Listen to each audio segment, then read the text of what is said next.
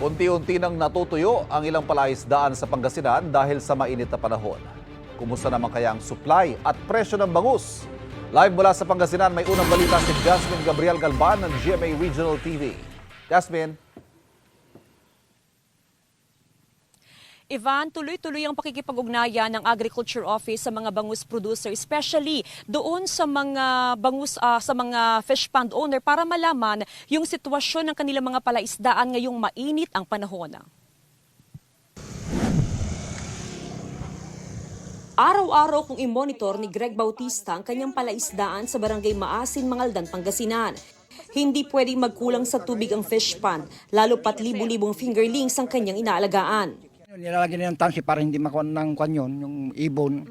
Tapos winawater pump yun. Oo, may tubig na papasok. Ngayong nararanasan ng mainit na panahon, apektado na rin ang ilang palaisdaan sa bayan. Sa ganitong mainit ang panahon ay karaniwan na natutuyo ang ilang palaisdaan dito sa Mangaldan, Pangasinan. Kaya ang ginagawa ng mga bangus grower ay ginagamitan ng water pump ang kanilang mga fish pond.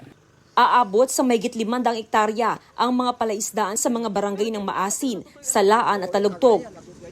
Sa kabila ng pagkatuyo ng ilang palaisdaan sa bayan, wala namang nakikitang problema ang Samahang Magbabangus sa Pangasinan o SAMAPA sa supply ng bangus ngayong nalalapit na Semana Santa. Tiniyak nila ang sapat na supply. We are confident, the group is confident about the numbers. Rest assured na ang production natin so far as the bangus Pangasinan production is concerned, okay tayo. Patuloy rin ang monitoring ng Agriculture Office sa mga apektadong bangus producers sa Mangaldan.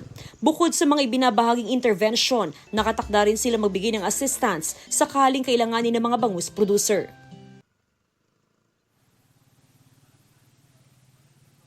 Ivan, sa nakalipas na mga araw, umaabot sa 44 hanggang 46 degrees Celsius yung damang init o yung heat index sa lungsod ng Dagupan. At dahil yearly naman na na-experience yung ganitong panahon, batid na rin daw ng mga bangus producer yung dapat nilang gawing intervention para maprotektahan ang mga alagang bangus. Ivana?